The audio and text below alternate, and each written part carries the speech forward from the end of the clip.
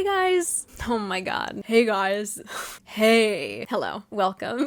I hate doing intros so much. Seriously, hi. I'm so happy you're here. Welcome or welcome back to my channel. My name is Emily. If you don't know, I put out new videos every Tuesday and Friday here on the YouTubes. I've been pretty into the book content recently, but I do like vlogging and I do some other kind of like lifestyle-y things. Book content has been like my main focus recently, so if you like that, in addition to some like vlogs and like some travel stuff, this is the channel for you. I got back into reading January of 2022, and throughout my journey, I have rated books like you do. I feel like when you first start reading, your rating system, it changes as you grow, and as you read more, your rating system is going to change. Just because the more that you read, the more good books you're going to read, the more bad books you're going to read, and the greater like your spectrum of what you think is good and bad, it will just grow. I thought I'd do this video where I rate all of the books I've ever rated 5 stars and just see what I think of them now, if it holds true, or maybe like how I would categorize them now,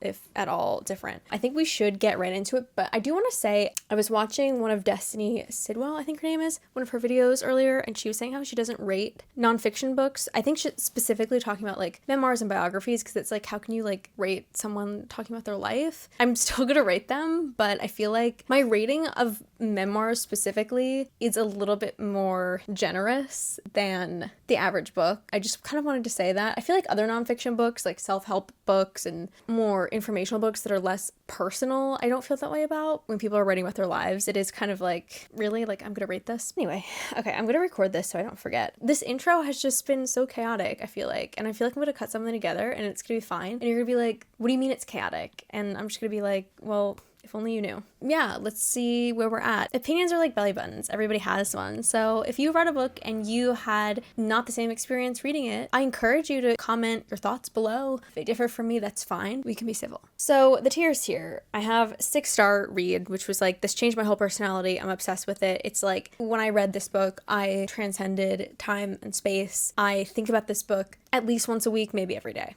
All around 5-star is just that. It still holds up. I would say it's a 5-star read to literally anybody, regardless of what their interests are. It is objectively like a 5-star read. That's the thing about 5-star reads, is that like, sometimes I get confused when I rate books. How am I supposed to do this? Like, is this like my own personal rating based on like how much I subjectively liked it? Or is it my own personal rating based on objectively how well I feel this book did what I thought it was supposed to do? Back to the tiers. So we have 6-star, all around 5-star. Then we have So Snug / comfort read. This subjectively was a 5-star read to me. I loved this book so much. I enjoyed it. I was like super tuned in and super connected. I wouldn't necessarily expect another person who read it would be as connected as I was and would perhaps also rate it 5 stars, but to me it was a 5-star read, if that makes sense. This didn't change the course of literature, but like, to me it's a 5-star. I don't know how else to explain it. Then we have niche. Only people with like a very specific interest would appreciate or should read this book. For example, I have a few like theater books and like books on acting that to me are 5 stars. If my friends are like, what should I read to get into reading? I wouldn't be like, you should read Michael Caine's book on acting on camera. Like, niche is more like, if people are like, are there any good books for acting on camera? I'd be like, yes, Michael Caine wrote a great book. So that's what niche is. Demoting is just that. I'm demoting it down to like a 4.5, a 4-star read. I have thought about it and reconsidered, and we are moving. It doesn't necessarily mean that it's a bad book. It just means that after reading more books, I have changed my standards a little bit, and now it is no longer a 5-star read. And then I have the I don't remember reading this book.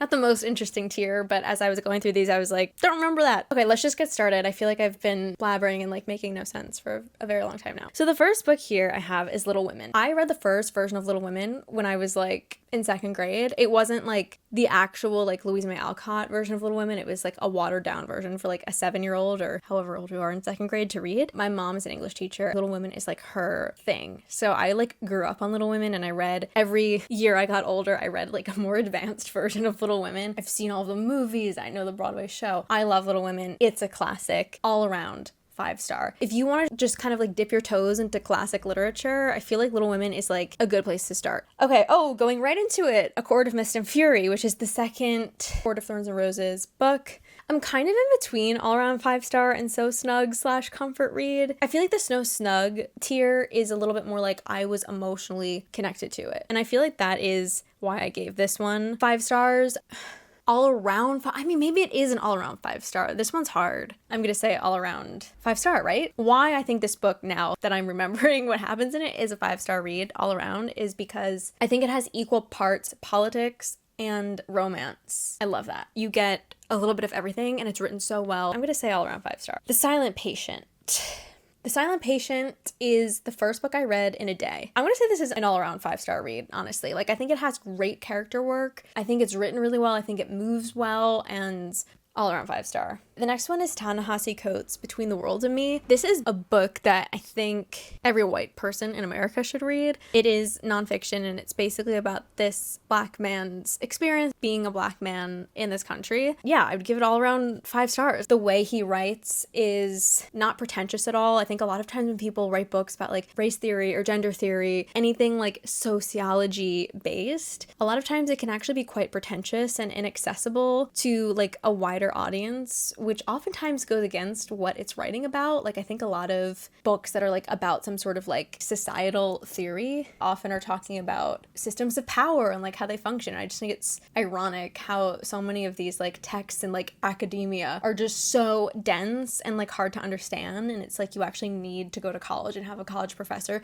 explain them to you. So I think it's actually like a lot of these texts are like hypocritical, but this specific book, Between the World and Me, anybody can read it and understand this person's experience, and so that's why I think it's such a brilliant book, and I highly, highly recommend it. Okay, this next book is It Ends With Us by Colleen Hoover. This was one of the first books I read last year. It was one of the first Colleen Hoover books I read. I kind of just got it out of the way quickly because everybody was talking about it and I wanted to know what people were talking about. It's a great book. I think it's well written. I think the afterword is really emotional. I don't think it stands as a 5-star read for me, however. I rated It Ends With Us 5 stars when like I was basically only reading Colleen Hoover books and like other rom-com books. And now that I've read some other books, I'm like, okay, this is like 4.5. And honestly, same with Marlena by Julie Bunton. I read this back in like 2017 or something. It was in Emma Roberts' book club, Bellatrist. It's like a coming of age novel. It's been a minute since I read it. It's kind of like this young, socially awkward girl, I guess,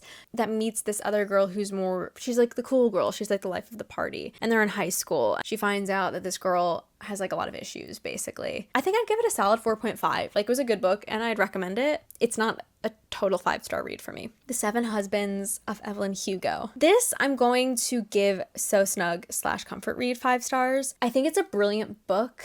I know there's been some discourse about how certain characters are represented, which I invite you to comment on. I personally love this book because of the 2 time periods it takes place in. It goes back and forth between like old Hollywood and present day New York City, and it has a twist at the end. I recommend this book so frequently to people that are like first starting their reading journeys. I wouldn't give it all around 5 stars. It's more on the basis of my emotional connection to it. I don't know if I could defend it being like structurally an all-around 5-star read, but it's a really good book and it's 5-star in my heart. Next, we have the first A Court of Thorns and Roses book. This one is like a ride. Like, the end of this book is like intense. I don't really remember what happens through the middle, really.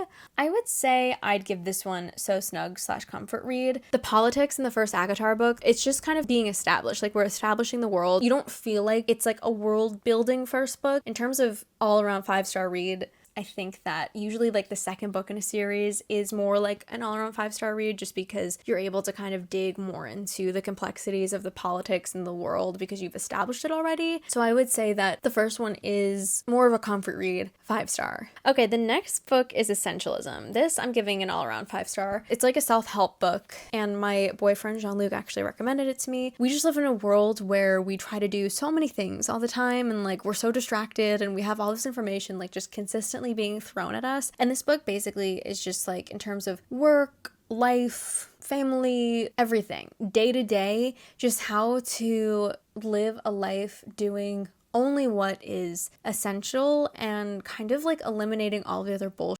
It sounds like a simple concept. He really goes into it. It's just such a good book, I think, for anyone living in the now to read, because there's just so much unnecessary stuff that we do and deal with, and like, it's just not necessary and it's not essential to our living. Next, we have A Walk to Remember. It's not that I don't remember reading this. I have a very vivid memory reading this on my bed when I was like 17, 18 years old, weeping. Nicholas Sparks absolutely destroyed me. I'm kind of like in between like So Snug / comfort read, but also like I don't really remember reading it. It was during a time when like I wasn't reading a lot, and I do remember I read it pretty quickly. I was just really like emotionally invested in it. So even though I don't remember it as well as I do books that I read like this year and last year, I remember like basically what happens in the plot. I just don't remember like specific details. This is Kristen Chenoweth's biography, A Little Bit Wicked. Again, we have this like biography thing going on. I also read this a really long time ago. I don't remember it being like the most groundbreaking biography I ever read. I read it because I love Kristen Chenoweth and I like wanted to learn about her life. I'm gonna put it in niche because it's more like if you're interested in like this theatrical performer, it's called A Little Bit Wicked. Like if you're into like musical theater and stuff, I think that you would enjoy this book and kind of just seeing like how she became the successful performer that she is. I'll put it there, even though I don't really remember reading it that much. Okay, In Peace is Sally Field.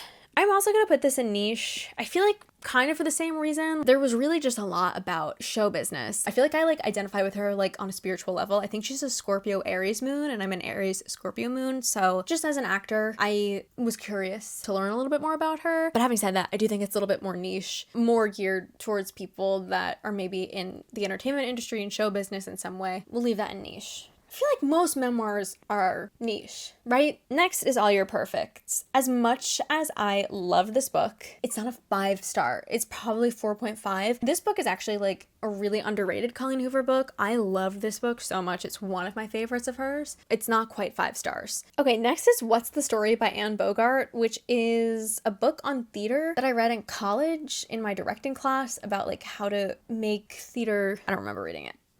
Nope. I don't remember anything about this book. I remember that it was really good and I was like, wow, like this is brilliant. Like Anne Bogart is brilliant. I don't remember a thing about that book though. Just basically a book about the 3 different attachment styles. It kind of helps you discover what yours is. It talks about all 3. It talks about why you might be the way you are. And it's very helpful. Even if you have more of a secure attachment style, I think it's helpful to know like what the other 2 are. Amazing book. I would say all around 5-star. I recommend this to a lot of people. It was really bothering me that there's like 2 white books next to each other. There's 3. Oh my God. Sorry. Anyway, yeah, Attached is great. Next we have Uta Hagen, A Challenge for the Actor. Niche.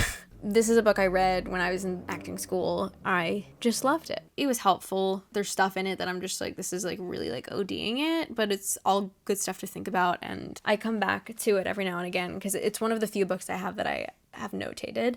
Atomic Habits, all around 5-star. Oh my God, these like white books. I can't deal with this. I personally didn't really need to read this book because I have amazing habits. I'm really good with routines. I'm really good with not procrastinating, getting stuff done. It was still helpful and like reassuring, and like there were like little things that like I pulled from it. Obviously, I'm not perfect. Or am I? I remember one thing from it that really stuck with me is if you do 1% of something every day, it doesn't feel like really much of anything because it's 1%, but it's 365% of growth every year. I really want to learn French. Every day I do Duolingo. I'm like, this doesn't really feel like anything. Sometimes I do it for like 2 minutes. Sometimes I do it for like 5, 15, whatever, but no longer than that every day. I'm on like a 780 something day streak. I remember like last year I went to France and like I was like, oh, I kind of like understand some of the stuff that they're saying and like do simple things like communicate what I want to eat and like stuff like that. And then I went to Montreal recently, like a year later after I went to France, even more I can understand. It doesn't really feel like I'm doing much every day. I know a lot more French than I did when I first started. A little bit every day. Love it. Next is The Color Purple. This is another classic that I would give all around 5 stars to. Definitely check the trigger warnings on this one, as with all the rest of them. A very important American story to read. I think they recently remade the movie, and it was also a musical with Cynthia Erivo. I think she won the Tony for it. This is something that's been, much like Little Women, adapted and done in many different mediums, but definitely similar to Little Women as well. Like if you're looking to start with some classic literature, I would also point you to The Color Purple. Next is Empire of Storms. This one, I don't know. This one's hard. I felt like I predicted a lot in it, and I gave it 5 stars because it was pretty epic. Structurally, I wasn't really on the edge of my seat, and I know a lot of people are going to disagree with me that have read this book. A lot of people are like emotionally destroyed by this book. I also tandem read it with Tower of Dawn. It's still a 5-star read for me, but I'm gonna say it's more of a comfort read than like an all-around 5-star read. The reason I loved it so much is because it was like Sarah J Maas is just like doing the thing that she does best, which I can't really explain what that is, but you kind of, you know, if you know.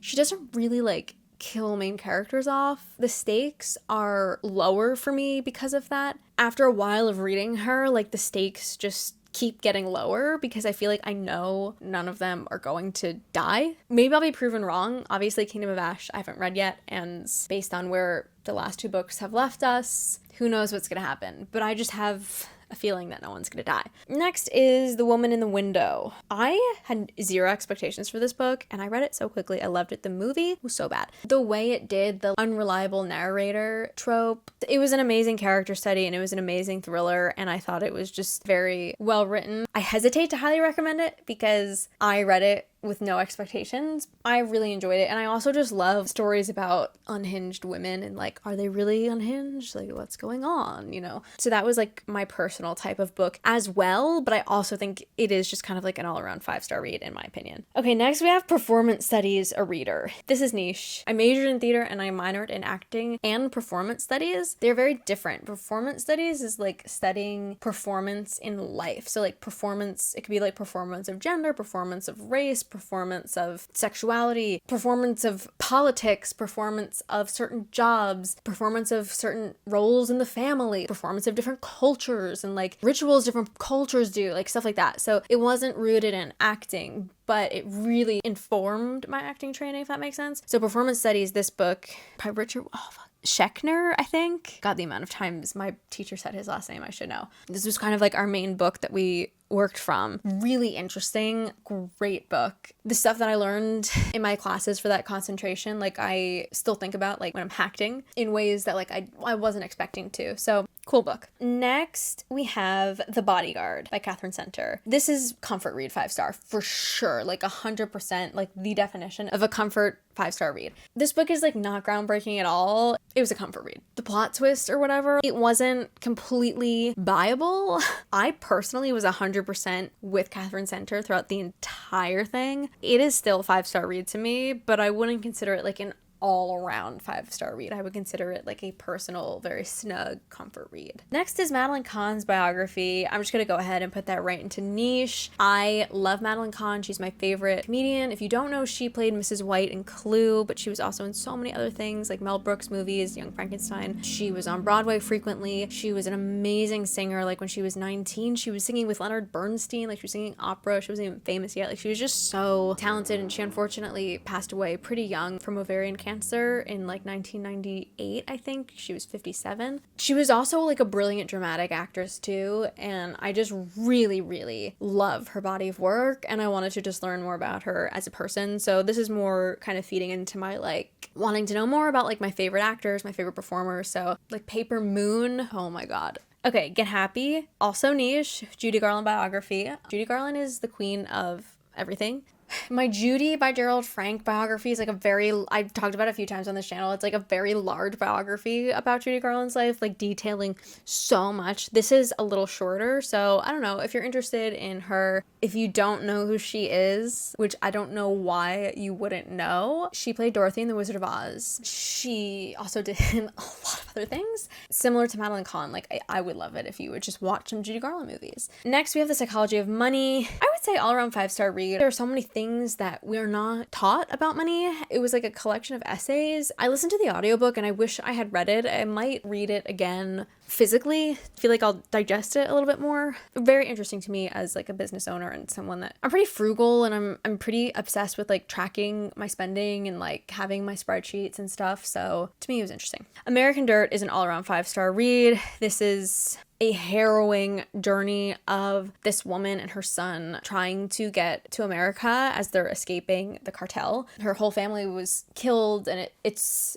a lot, but I think it's a really important read. I'm very grateful for a lot of things that I didn't even know I needed to be grateful for after reading this book. Queen of Shadows. Queen of Shadows is an all-around 5-star read. It gave like Deathly Hallows, like Battle of Hogwarts to me, more so than Empire of Storms. It felt more like a finale to me. Like everything lined up really well. Plot plot-wise and structurally. Next, we have Harry Potter and the Prisoner of Azkaban. I guess I would put this in so snug / comfort read. God, the author of these books has created such a conundrum for us fans. I will say The Prisoner of Azkaban was definitely my comfort movie growing up. The whole element of like time travel is so cool. This whole Sirius Black story and Peter Pettigrew and all that, just, it's... I kind of want to put it in all around 5-star just because it's amazing. Like, The Prisoner of Azkaban is it. The Night Bus. Oh my god. The last song, I would say, I'm going to say it's so snug / comfort read, even though it's not really a comfort read. It's fucking sad. This book destroyed me again, as Nicholas Sparks does. I love it when authors just like absolutely destroy me. I'm going to move it there. I wanted to put it in so snug / comfort read because I was so emotionally connected to it. The story itself is quite simple, but the way he writes it and the way he writes these characters, it's just like so chic. Who's Afraid of Virginia Woolf? I don't even know. I have like a few random plays that I read in Goodreads just that are like a little bit more classic. I've read a lot more plays that I just don't have in my Goodreads for some reason, but I felt compelled to put Who's Afraid of Virginia Woolf in here. It's really interesting to me because I feel like the play is one thing on the page, and then what people have done to it, like the film version, is it Mike Nichols that directed that? In the play, it's about this like older married couple that just like should get a divorce, basically. Like they're just horrible to each other. The way that the film was directed, it really like made the woman seem like a monster and like really villainized the woman, in my opinion. I actually wrote a whole essay on it in college, and like really victimized the man. And I don't actually believe that that's how it's written. Anyway, that's a tangent. I would say all around 5-star, but it's also a play, so I'm gonna keep it a niche just because it's a play. But if it wasn't a play, I would give it all around 5-star. The Vanishing Half. Oh my god. This book was so good. All around 5-star. It's basically about these twin girls who are black, but they're white passing, and so one lives life as a white woman and one lives life as a black woman. I don't want to say too much else because I don't know what you're supposed to know and I don't want to give anything away. It's so good. Harry Potter and the Deathly Hallows is an all-around 5-star read. It's also a comfort read, but like it is an all-around 5-star read. Like the Battle of Hogwarts and just how everything comes together and the whole thing of it all, like it ties in the whole series and it's amazing. And like She Who Must Not Be Named like knew what she was doing when she wrote it. Like it's a good book. Kitchen Table Wisdom is basically a collection of stories. They're not connected to each other. That this therapist, I believe she was like a therapist to people that had cancer. Basically a collection of stories of her experiences with her clients, you know, stories that her clients would tell, stories from her own life. It's like one of those books that like puts things into perspective and just like gives you wisdom. It actually is one of those books I recommend reading slowly, just reading an essay a day. I would give this an all-around 5-star read. If you're looking for like something self-helpy that's not like prescriptive, I like that about it. Next is Local Woman Missing. I read it so quickly. The first chapter is absolutely harrowing and like not reflective of the rest of the book. It's just one of those